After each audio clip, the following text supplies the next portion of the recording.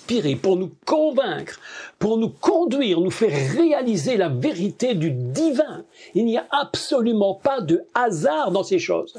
Je me suis dit, s'il n'y a pas de hasard, alors je vais calculer la phrase. Et lorsque nous lisons « et nos pieds s'arrêtent dans tes portes, Jérusalem », je découvre quoi?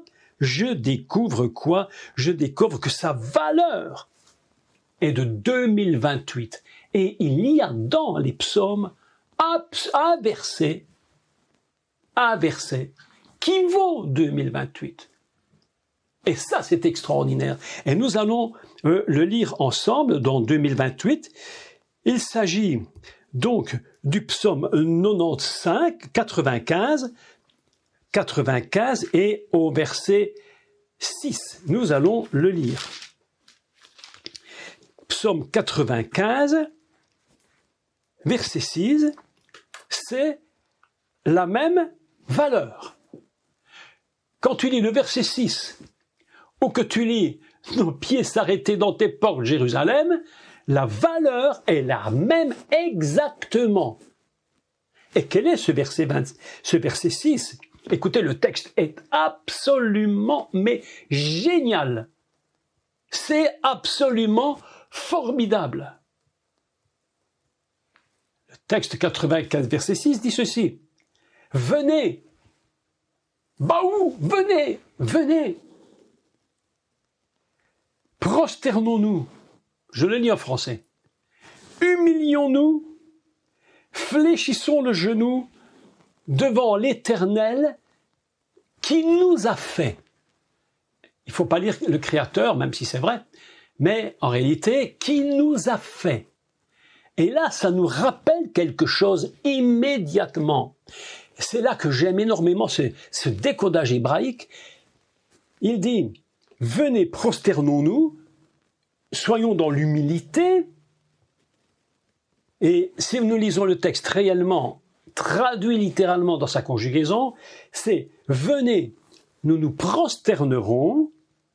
Il a marqué « nous humilierons », mais en fait c'est toujours le même sens, de nous prosterner, de nous baisser, si vous voulez, devant lui, et nous fléchirons le genou devant l'Éternel, la face de l'Éternel qui nous a fait. En réalité,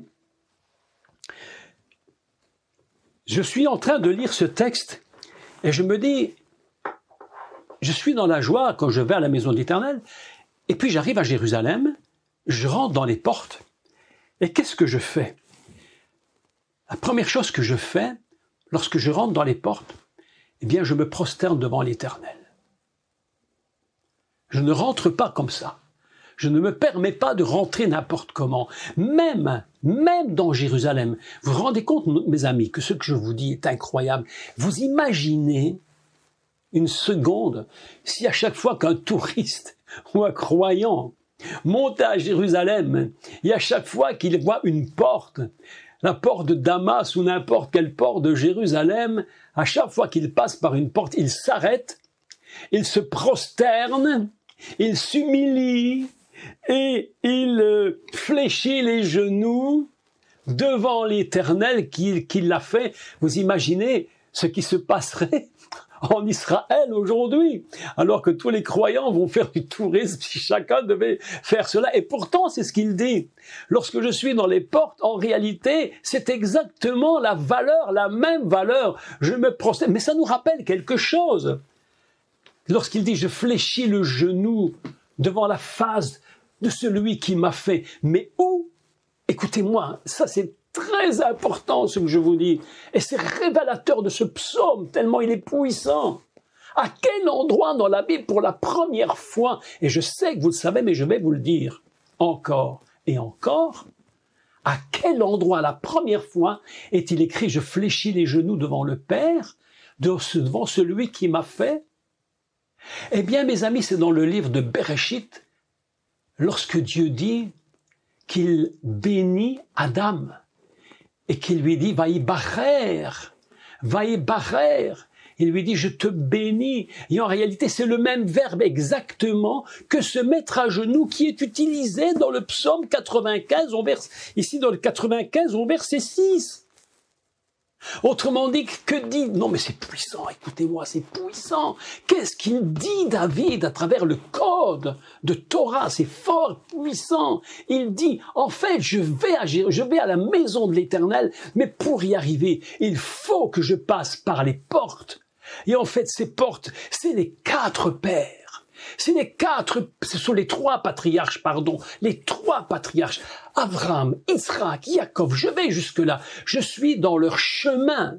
Et lorsque je suis dans leur chemin, alors je me retrouve dans un endroit incroyable qui va mener dans la matrice. Et quel est cet endroit? C'est absolument fabuleux. C'est l'endroit de la création de l'Adam. Lorsqu'Adam a été créé et que Dieu lui a dit « Je te bénis ». Et qu'il lui dit, va y barrer à Adam, je te bénis mon Adam. C'est-à-dire, je te demande une chose, je te donne la capacité de t'humilier devant moi, de te prosterner devant moi. Mes amis, lorsque nous allons à Jérusalem, lorsque les tribus montent à Jérusalem, elles se retrouvent comme si elles étaient au commencement de la création adamique fondamentale. Et c'est pourquoi, étant préparés à cette fonction de cette matrice fondamentale, ils vont monter à la maison de l'Éternel, qui sont les 4 mères, la matrice d'Israël. Psaume 122, absolument inimaginable. Tu vois que lorsqu'on lit un tel psaume, alors, je vous avouerai très sincèrement que lorsque je l'ai lu, la semaine passée, je me suis dit, non, mais je ne suis pas capable de l'enseigner aujourd'hui, je n'ai pas tout terminé, c'est trop complexe. Alors j'ai passé toute la semaine à méditer nuit et jour. Cette nuit, je me suis levé très tard, très tôt dans la nuit, réfléchir à toutes ces choses. Je dis, mais qu'est-ce que tu es en train de nous dire dans ce psaume 122? Mes amis, est-ce que ce texte n'est pas puissant? Franchement, si nous lisons tout le 95, alors nous comprenons. Venez, prosternons-nous. Mais écoutez ceci, c'est fort. Lorsque j'ai lu les trois verbes, prosternons-nous, ici il est écrit humilions-nous, fléchissons le genou, je me suis dit, mais en fait il dit 3 fois la même chose. En hébreu, il dit 3 fois la même chose. Écoutez bien, ça c'est surprenant. Si vous lisez l'hébreu, vous le prenez en hébreu. Et vous allez constater qu'en réalité, si vous faites une traduction littérale, il dit 3 fois la même chose, mais 3 fois la même chose avec des verbes différents. Donc, je me suis dit, mais pourquoi tu ne le dis pas une seule fois? Pourquoi tu ne dis pas une seule fois, ben prosternons-nous? Est-ce que c'est pas suffisant? Pourquoi faut-il que tu dises absolument prosternons-nous, et puis humilions-nous, c'est peut-être pas le très bon mot, mais enfin ça peut être compris, et aussi fléchissons le genou. Si je me prosterne, c'est que je me fléchis. Donc c'est 3 fois la même chose, avec des mots différents. Je me suis dit, mais quelque chose est absolument surprenant. Donc, je me suis posé cette question. J'ai regardé les 3 verbes.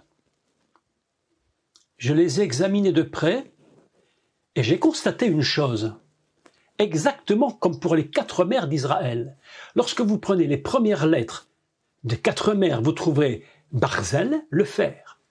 Et lorsque vous prenez les 3 lettres, les premières lettres des 3 verbes qui sont utilisés ici, prosternons-nous, humilions-nous, plions le genou, en fait nous avons Shin, le Kaf et le Bet. Et ça nous donne Charov.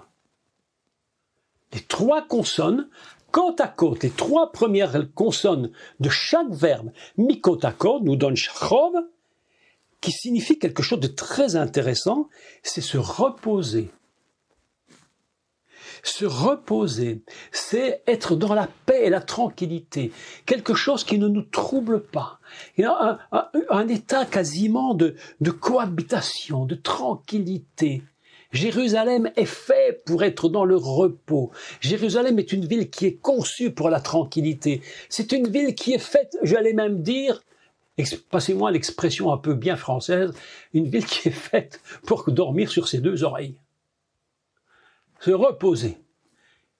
Voilà ce qu'il nous dit. Si tu comprends que tu rentres dans les portes de Jérusalem, que tu t'arrêtes, que tu sais prendre du temps pour te reposer, pour te prosterner, pour t'humilier et m'adorer, alors tu vas être dans la position fondamentale qui te permettra de monter à la maison de l'Éternel, c'est-à-dire dans la matrice fondamentale où la vie est donnée en abondance. Et c'est pourquoi le Mashiach dit toujours, jamais une fois il a dit autre chose, je vous donne la vie éternelle. Autrement dit, je puise tout ce que je suis dans la matrice fondamentale qui est représentée dans le cas présent par les 4 mères d'Israël qui vont donner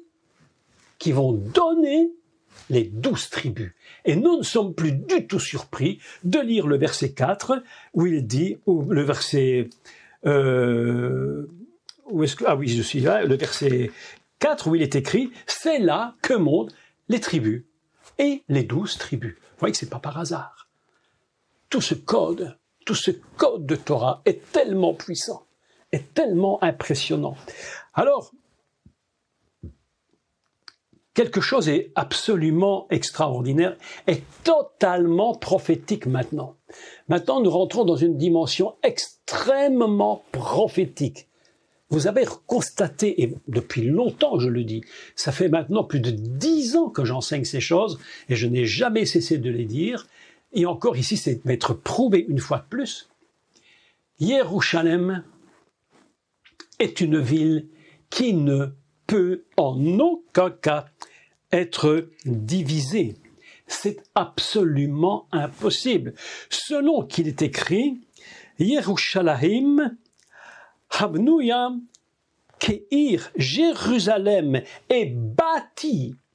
Elle est bâtie comme une ville. Où il est écrit Cherouvra, c'est-à-dire une ville qui est liée, une ville qui ne peut être divisée. En fait, le mot Cherouvra, si nous prenons sa racine hébraïque, nous constatons qu'elle veut dire liée. C'est une ville qui est liée entre elles pour former une unité. Yardav, l'unité ensemble, indivisible, une ville liée. J'aime beaucoup le mot, un mot un peu plus moderne, et vous savez, c'est le mot compilé. Vous savez ce que c'est qu'une compilation? Une compilation, c'est lorsqu'on reprend toutes des choses différentes, on les met ensemble pour faire une unité. Et il n'y a rien qui puisse la diviser. Et c'est extrêmement prophétique. C'est une ville qui est indivisible, une ville qui est compilée. Elle est comme attachée, ensemble. J'aime beaucoup la traduction de Louis II. Alors parfois j'aime pas trop, mais là je dois reconnaître que quand même la traduction qu'il a faite était faite avec beaucoup d'intelligence, et je le lis en français parce que c'est très très beau. Jérusalem, tu es bâtie comme une ville dont les parties sont liées, sont compilées, sont attachées ensemble. Voilà que nous apprenons qu'il y a dans cette Jérusalem toutes des parties qui forment une seule unité. Rien ne peut être divisé dans Jérusalem. Rien ne peut être séparé. La puissance de Jérusalem, c'est justement son unité indivisible. Et vous comprenez pourquoi nous entendons constamment à la télévision la volonté absolument insupportable à mes oreilles de diviser Jérusalem en deux. Si nous divisons Jérusalem en deux, mais nous coupons le psaume 122 en deux. Et le psaume 122 n'a plus aucun sens. Il n'a plus aucun intérêt. On vient de tuer Jérusalem. Tuer Jérusalem, c'est-à-dire le couper, le diviser, prendre les parties et les distribuer à droite et à gauche, à qui les veut. Mais voilà que le psaume nous dit que Jérusalem est bâtie comme une ville qui est compilée, liée, attachée. Et il y a même la racine hébraïque est encore tellement puissante qu'elle part d'un engagement. Écoutez, et même d'une obligation, un devoir. C'est une obligation de lier cette ville. C'est le devoir d'interdire à qui que ce soit de séparer cette ville en deux ou en quatre ou en tout ce que tu veux. Cette ville est faite pour être unie. Et il dit, j'aime Jérusalem parce que dans ses portes, je me tiens debout. Je me tiens là et j'attends. Et puis je me prosterne. Je m'humilie, je fléchis le genou, et puis je monte. Et puis je monte. Les situations sont compliquées. Tout est difficile, mais je monte quand même. Je ne m'arrête pas, je monte. Et je vais vers la maison de l'Éternel. Baït Adonai. Et lorsque j'arrive à la maison de l'Éternel, qu'est-ce que je trouve? Je trouve la vie en abondance, parce que je suis face à cette matrice fondamentale que Dieu a mis sur terre. Oh, c'est puissant. C'est tellement puissant. Mes amis, c'est pourquoi vous comprenez que ce qui se passe aujourd'hui en Israël, c'est la volonté, je vais le dire, comment? Du serpent, de détruire ce pays, de détruire cette ville, d'empêcher la construction de Baït Adonai et d'empêcher de le mettre sur le mont Sion. Je sais que je vais dire quelque chose de terrible, mais ce qui se passe là-haut sur l'esplanade du temple, c'est le viol. C'est un viol de l'endroit. Là-haut se trouve le lieu du temple.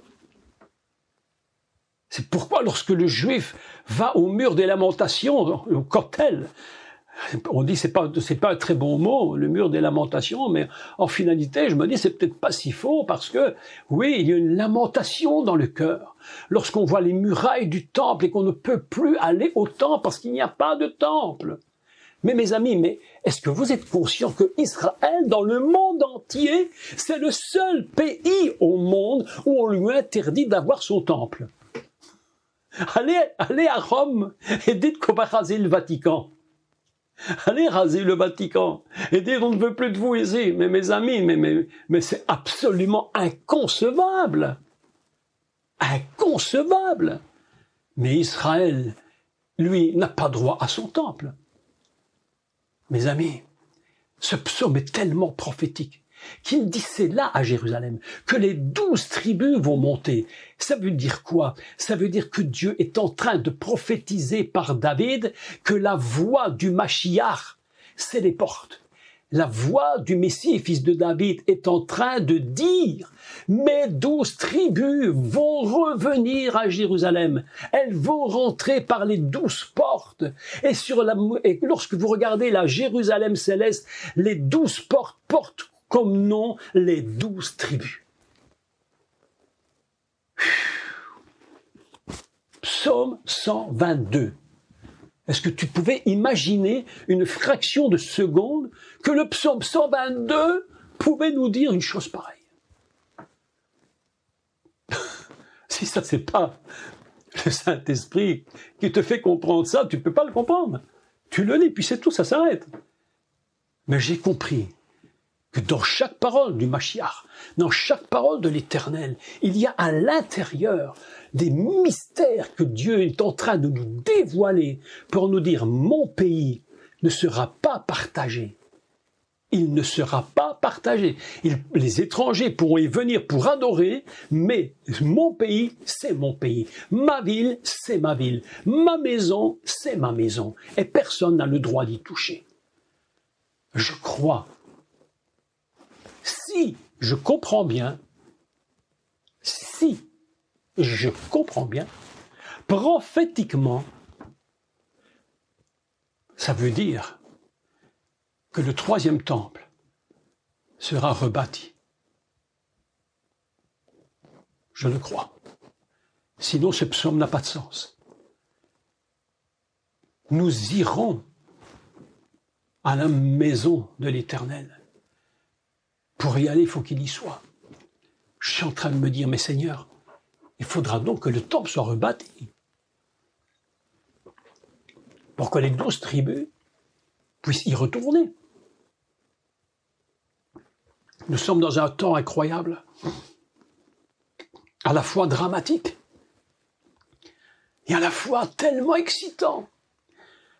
À la fois, il y a une pression qui est là dans le monde, une pression qui nous presse, qui nous tient, qui nous pousse. Et en même temps, il y a une espèce de jubilation. Il dit, j'étais dans la joie quand on me disait, nous irons à la maison. Oh, je vais rencontrer les 12 portes, les 12 tribus. Et ces 12 tribus vont rentrer dans Jérusalem. Elles vont adorer le roi. C'est ça le psaume 122. Elles vont monter au temple parce qu'il faut qu'il soit rebâti. Je crois que c'est prophétique. Je crois que c'est prophétique. Quelque chose va se produire. Lorsque nous regardons de nos yeux le monde et l'actualité, tout nous dit ce n'est pas possible. Mais la parole de Dieu nous dit, ma parole ne revient jamais à moi avant d'avoir fait son effet là où je l'ai mis.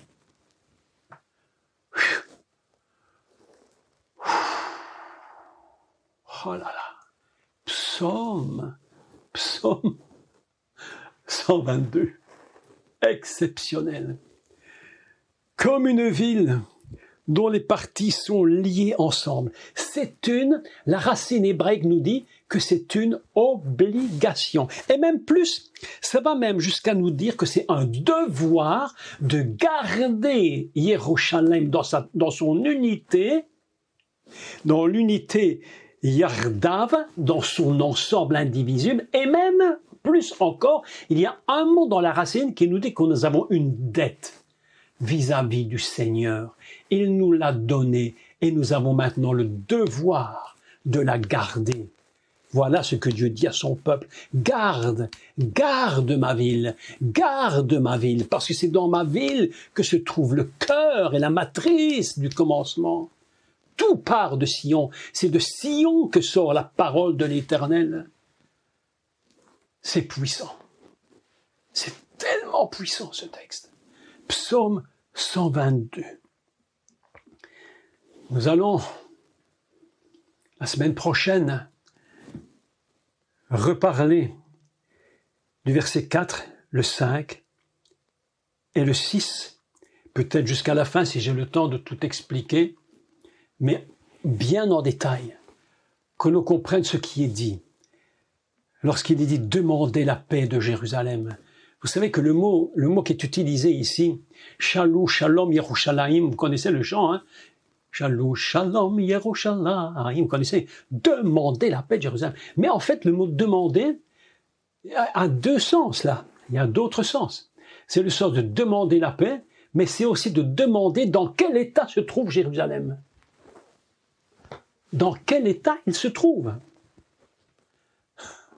C'est-à-dire que nous regardons la ville et nous posons la question, Yerushalayim, mais dans quel état es-tu aujourd'hui? Alors par rapport à ce que je constate, comment demander maintenant la paix? Vous voyez comment le texte est tellement important.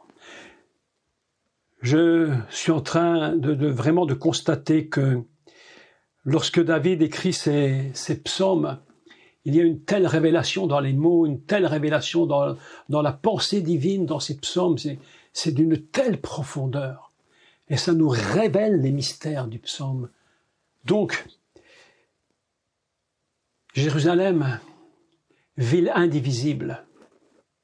Vous comprenez la notion maintenant suivante, comme pourquoi le serpent veut à tout prix briser cette ville. Vous avez remarqué que aucune ville au monde n'a le statut d'une Jérusalem, c'est impossible. Aucune ville. Il dit Jérusalem sera une pierre pesante pour toutes les nations. Celui qui va s'y frotter, celui qui va se cogner, et celui qui ne veut pas s'y cogner, de toute façon, s'il va contre, il se fera écraser. Si les hommes politiques pouvaient comprendre ce que je dis maintenant, Vous êtes en train de vous écraser contre cette ville. Vous allez vous faire écraser. Il ne restera rien. Si vous pouviez comprendre que cette ville n'est pas divisible. Et j'écoutais encore les discours du président français, du président américain, et oui, nous allons partager, nous allons partager. Il n'y a rien à partager, mes amis. Si on venait à partager, le psaume 122 disparaît, il n'a plus aucun sens. Mais je vous rappelle cette parole qu'a dit le Seigneur. Ma parole que j'envoie ne revient jamais à moi sans qu'elle ait accompli ce pourquoi elle a été destinée. Et cela doit bien nous réconforter. Moi, je regarde tout ce qui se passe comme vous le voyez dans le monde entier, de ce qui se passe en Israël. Et en finalité, on est choqué de voir ce qui est en train de se faire contre cette nation. Aujourd'hui, c'est eux qui ont été attaqués, mais aujourd'hui, c'est eux qu'on accuse de génocide. C'est le monde à l'envers, mes amis, écoutez, c'est terrible. Le peuple juif a tellement souffert, il souffre encore tellement. Et avant-hier, je crois, j'ai regardé une fois encore, je l'ai déjà vu 3-4 fois, mais j'ai encore regardé une fois encore le film de la liste de Schindler. Je vous dis la vérité, j'ai vu ce film au début, et à un moment donné, j'ai vu comment ils ont massacré une femme. Mon cœur n'a fait qu'un tour. J'ai dit, je peux plus regarder. Mon cœur pleurait, j'avais des larmes aux yeux. C'est un film, mais c'est tellement vrai. J'ai pu regarder, j'ai dit, je peux plus. Mon épouse m'a dit, il faut regarder encore le film, regarde. Je me suis forcé à regarder le film. Et pendant toute la séance, mon cœur s'est mis à battre, très, très, très fort. Et j'ai dit, Seigneur, ton peuple a tant souffert. Et aujourd'hui encore, ça continue. Puisses-tu leur révéler, véritablement leur révéler qui est leur Seigneur et leur Messie. Parce que ces portes-là, c'est la voix du bien-aimé. C'est la voix du Mashiach ben David. C'est la voix du Messie. Que ce peuple d'Israël comprenne. Ah, mes amis, aujourd'hui, la situation d'Israël nous paraît tellement dramatique. Elle est dramatique.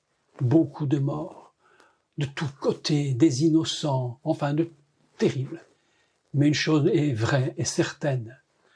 La parole de Dieu ne retournera pas à lui qu'elle n'ait fait l'effet pour laquelle elle a été donnée sur cette terre. Et Israël, selon le psaume 122, retrouvera ses 12 portes. Il retrouvera ses 12 tribus. Il retrouvera sa maison. Il retrouvera son temple. Et ça, j'en suis convaincu, parce que cette parole ne peut en aucun cas échouer. C'est impossible. La souffrance est là, mais mes amis, nous devons nous attacher à ça, et c'est notre grande espérance. Donc voilà ce que je voulais vous dire aujourd'hui en conclusion. Jérusalem, c'est les 3 pères, les 3 patriarches. Les portes, c'est les 3 patriarches. C'est la voix du bien-aimé, c'est la voix du Mashiach. La maison, c'est la matrice, c'est les 4 mères d'Israël. C'est absolument extraordinaire.